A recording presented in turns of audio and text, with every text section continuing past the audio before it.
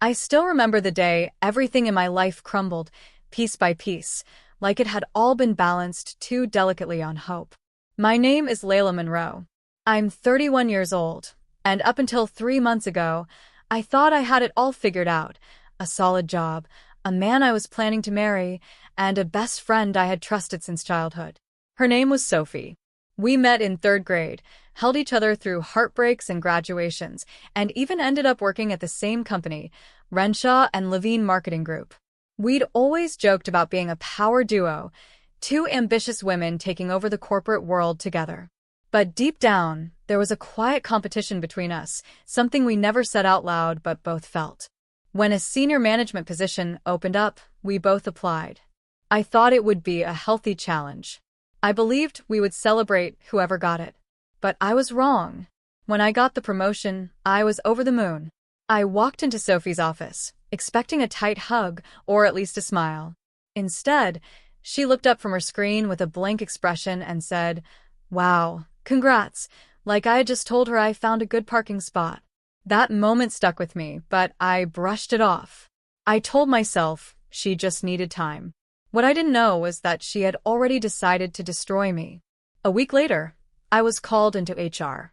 My stomach dropped when I saw our division head and the company lawyer waiting. They played a recording of a voice memo, a private one I had sent Sophie on a night out months ago. I had been tipsy, rambling, and joking in poor taste about how maybe sleeping with the CEO would be the only way to get ahead. I cringed just hearing it again. It was sarcasm, drunk venting. Nothing real. But HR didn't see it that way. And Sophie, who knew me better than anyone, made sure they didn't. I was let go by the end of the day. Shaking and heartbroken, I rushed home hoping for some comfort. But instead, I found Jared, my boyfriend of 4 years, standing in our hallway with a packed duffel bag and a bitter look in his eyes. "You think I wouldn't find out?" he snapped, holding up his phone. My stomach turned cold. Sophie had shared another part of that same conversation with him. The part where I complained about his overbearing mother, called her a psychic vampire, and said I sometimes felt like I was dating a family, not a man. I didn't even have the strength to argue. I just watched as he walked out the door, without another word. By nightfall, I was jobless, single, and emotionally numb. But Sophie wasn't finished. The next day, screenshots from that voice memo started circulating in our mutual friend group. Except they were edited. Entire lines removed, new ones twisted. In this version, I sounded like a scheming, unethical climber. People I'd known for years unfollowed me, stopped answering texts, and even left group chats I was in. I heard from someone that Sophie had positioned herself as the one who reluctantly brought the truth forward, the friend who had tried to help me, but had no choice. No one questioned her. I didn't leave my apartment for days. I lay on the cold kitchen floor one night, staring at the ceiling, asking myself how one person could destroy so much with so little remorse. I had loved Sophie. I would have taken a bullet for her. But she had taken my career, my relationship, and every sliver of social support I had, and handed them to the fire. I didn't cry anymore. That part of me was used up. What replaced it was quieter, sharper. I stopped asking why she did it. I started asking how I was going to get it all back. No. Not just get it back. Take everything she cared about and make her feel what I felt. I began planning. And I didn't tell a soul. I didn't rush my revenge. I let it simmer, slow and intentional. Sophie had burned my life to the ground in one day, but I wasn't interested in a quick hit back. I wanted her world to collapse, one floor at a time. And I knew exactly where to start. Sophie had a secret. One she'd guarded for years like a glass figurine she didn't want anyone to touch: her relationship with Drew Whitman. Drew was married, older, and the CFO of a construction firm uptown. To the world, Sophie painted herself as the independent, morally unshakable woman who deserved better than cheaters, but behind closed doors, she'd been the other woman for 3 years straight. I remembered every painful detail. How she used to cry in my lap at 2 in the morning when Drew would cancel on her. How she begged me not to judge her. How she once made me drive across the city because she was convinced she'd spotted his car outside a nightclub on 8th Street. We stood outside in the freezing rain while she peered through tinted windows, and I kept nervously checking my phone. "If I find out he's lying," she had whispered that night, "I'll ruin his life." Funny how she never imagined someone would say the same about her. I dug through my old messages and voice notes, the ones Sophie probably assumed I had deleted. I hadn't.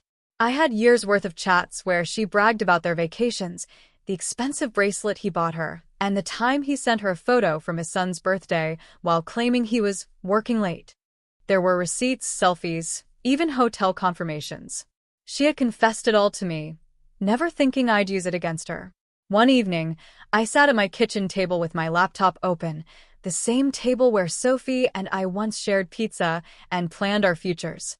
This time, I opened a blank email, created a burner account, and carefully attached everything: the photos, the texts, the date-stamped screenshots of calls made during family holidays. I didn't say much. I didn't need to.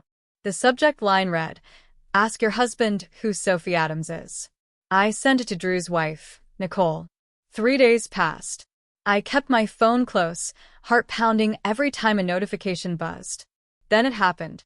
Nicole responded, not to me but to the world. On a Thursday afternoon, she posted a 20-slide Instagram story titled "Truth Hurts." I watched each one like it was a performance made for me. There were screenshots of Sophie's messages to Drew, selfies in bed, even a photo of a note he left her on hotel stationery. Nicole circled dates, highlighted messages, and tagged both of them. It didn't stop there. She posted to Facebook, Twitter, and even LinkedIn. The scandal spread fast, the way things do when the people involved are attractive, connected, and two-faced. The comments poured in. "Wait, isn't this the same Sophie who called someone out for cheating last month? Homewrecker in heels. Disgusting. The audacity." Some people defended her at first. "It's always the man's fault," they wrote. But as more evidence surfaced, support turned to silence, and silence turned to judgment. I wasn't the only one watching. Mutual friends started texting each other.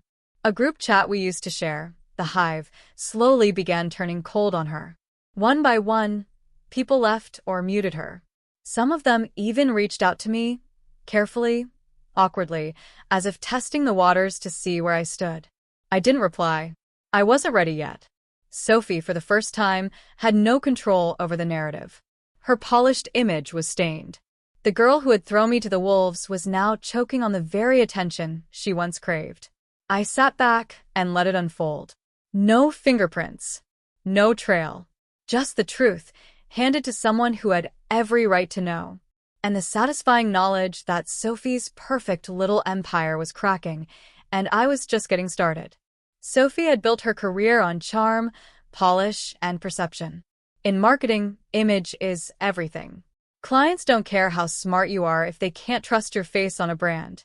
And Sophie's face was everywhere, on the agency's Instagram, on panels, even featured in a recent article titled "Top 30 Women Redefining Branding." So I hit her exactly where it hurt the most. It started with a fake Instagram account. I named it Sophie_Adams_Real and used one of her old profile pictures. Same pose, same smirk, slightly filtered to look sharper and slightly too perfect. I reposted content she had already shared: beach photos, client wins, a shot of her with her favorite ice latte. Then I bought 25,000 fake followers to make it look legitimate. A few comments here and there from bot accounts helped build the illusion. Once the foundation was solid, I began crafting her fall. At first, the account posted harmless captions that mimicked her tone, slightly braggy, influencer-light. Then the shift began. I started inserting controversial remarks, jokes that pushed the line, passive-aggressive rants about lazy coworkers, sarcastic comments about clients, and borderline offensive takes disguised as truth bombs. Nothing too obvious at first. Just enough to make people uneasy. Then came the screen captures. I select posts and compiled them into a PDF. On top of those, I added fake DMs, screenshots of made-up conversations where Sophie mocked her coworkers, rolled her eyes at diversity initiatives, and hinted at sleeping her way to the top. Once the file was perfect, I opened a new email account and wrote a message. "Dear HR, I'm not trying to stir trouble, but I felt this needed to be brought to your attention. I work with Sophie Adams, and while I've tried to stay professional, it's become increasingly difficult to ignore her behavior. I've seen some troubling things online, and to be honest, I've heard her say even worse things in the office. Please see attached screenshots. I don't want any drama. I just hope the company can maintain its standards. A concerned colleague. I sent the email to her HR department at her firm, Pendleton Marks. Then I waited. 2 weeks later, I heard from a mutual connection that Sophie had been suspended pending review. A few days after that, her company bio disappeared from the agency website. The official word was vague, but I didn't need a press release to know what had happened. She was gone. The affair scandal hadn't died down either. It was still echoing across platforms.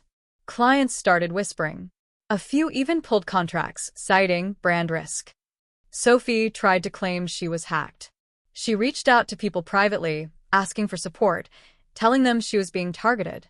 But her pleas sounded desperate now, and most people had already stepped back. Even the ones who believed her weren't willing to stake their reputations on her innocence. She posted a final message on her personal Instagram, a long paragraph about betrayal, lies, and a system built to tear strong women down. But the comments were limited. No one rushed to her defense. I watched it all unfold from my couch, sipping coffee in the same living room where I used to sob over what she did to me. This time, there were no tears. Just a cool satisfaction. Her job. Her reputation. Her network. Gone. One floor at a time, I was dismantling the house she built on my bones. Sophie always kept her romantic life quieter than everything else, almost like she knew it was the one part she couldn't control completely. Her boyfriend Ryan was the opposite of her, reserved, soft-spoken, a graphic designer who preferred late-night sketching sessions over loud parties. I'd met him twice back when Sophie still spoke to me. He was kind, maybe even too kind for someone like her. When I learned they were still together through a tagged photo on someone's story, I knew what came next. Ryan was blissfully unaware of Sophie's past. The affair with Drew? Completely hidden. Her double life? Sanitized. But secrets don't stay buried forever, especially when someone is willing to dig them up and throw them into the light. I found Ryan's email through a contact form he had linked on his freelance portfolio site. Clean and professional. The kind of person who thought honesty mattered. I created a new burner address and started slow. The first message was simple. You deserve to know who you're living with. Attached, a screenshot of Sophie and Drew, arms around each other, time-stamped during Drew's anniversary weekend. No name. No explanation. Just the seed. A few days later, I sent more messages between Sophie and Drew where she called Ryan too boring to cheat on me and a safe backup. Real screenshots. Real dates. Then I spiced it up with fabricated ones too, flirty texts I wrote from other fake men in Sophie's life. They weren't over the top. Just enough to make Ryan question everything. I knew how Sophie operated. She'd try to spin it, deny it, play the victim. But even the most trusting heart has limits. One night, about 2 weeks after I sent the last batch, I saw it happen in real time. Sophie posted a muted Instagram story. A black screen. Just 3 words. I can't breathe. The next day, she posted a sad selfie with a long caption about betrayal and how cruel people can be. Her likes were a third of what they used to be. A few friends messaged me privately. One even said, "You think she and Ryan broke up?" He deleted all their photos. I didn't respond. I just waited for the next step. Sophie still lived in the upscale building downtown, the one with overpriced rent and a strict lease policy. I knew the rules because she had bragged about how they only take tenants with perfect credit and pristine records. So I made sure hers didn't look so pristine anymore. I wrote to her landlord from yet another fake email, pretending to be someone from a tenant rights watchdog group. I warned them that Sophie was rumored to be involved in financial misconduct, mentioned unpaid invoices completely made up, and hinted at possible police complaints. I didn't stop there.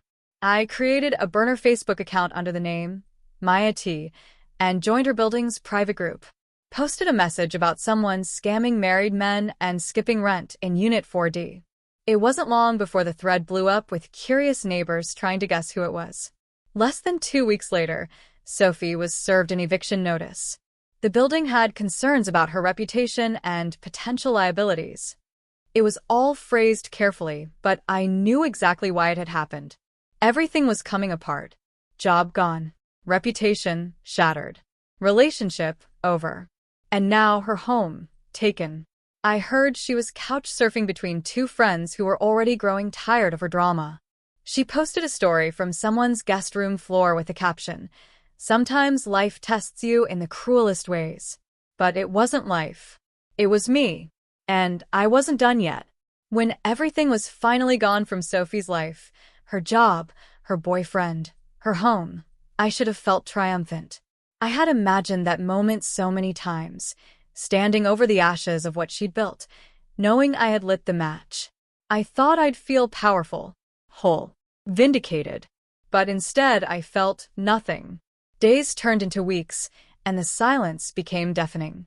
I would wake up, check her social media, reread the anonymous messages I had sent, and scroll through the screenshots like they were trophies. But the high was gone. The rush I used to feel every time I saw her suffer had dulled. What was left behind was something I hadn't expected: emptiness. Somewhere along the way, I stopped living my own life. I hadn't spoken to my family in months. The few friends who still checked in with me got short, vague replies. I kept telling myself I was just focused, but the truth was uglier. I had built my days around Sophie, around watching her collapse. I started dating Ryan not long after he left her. It was never part of the plan. We bumped into each other at a bookstore of all places. He looked tired, like someone who had survived a tornado and still hadn't found steady ground. Our conversations were awkward at first, then comforting. We understood each other's anger. We had both been betrayed by the same person. But even that wasn't real. He didn't know what I had done. Not all of it. And I tried to keep it that way. But lies weigh them, and eventually they start to rot everything they touch. Ryan caught me checking Sophie's private account one night. I had been refreshing it repeatedly, looking for some hint that she was still miserable.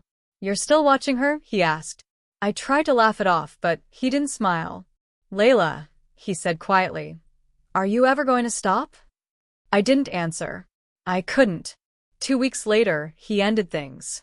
Told me I was kind, smart, and beautiful, but also completely consumed by someone who wasn't even in my life anymore. "I think you want her to hurt more than you want to heal," he said before he walked out. That one hurt more than I expected. I tried to throw myself into a new job at a boutique firm. It should have been exciting. A fresh start. But I was distracted, unfocused. I missed deadlines, forgot details, and kept tabs open to Sophie's old pages like a ghost haunting her crime scene. My performance reviews went from glowing to needs improvement in a matter of months. Eventually, my manager sat me down and said, "You're brilliant when you're present. But right now, you're not." I nodded. I didn't even try to defend myself. The truth was, I didn't know who I was anymore. The woman who used to dream about launching campaigns, traveling, starting her own agency one day, she was gone. Replaced by someone bitter, isolated, and angry. Someone who fed on pain and called it justice. Then one afternoon, it happened. I was at a coffee shop, laptop open, pretending to work while mostly just scrolling. I glanced up when the door opened, and there she was. Sophie. She didn't see me. Her shoulders were hunched. Her hair was pulled back in a loose, unwashed bun.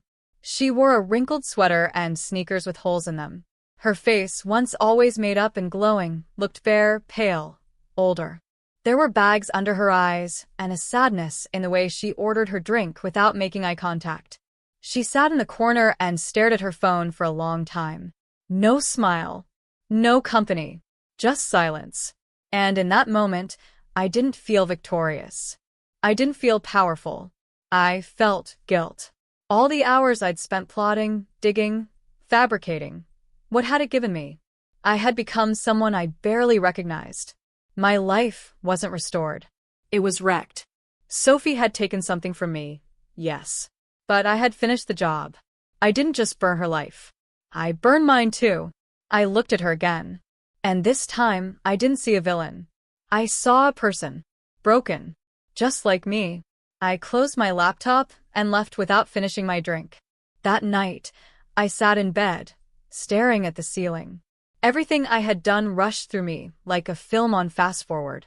I had won, and I had nothing to show for it. No job I loved.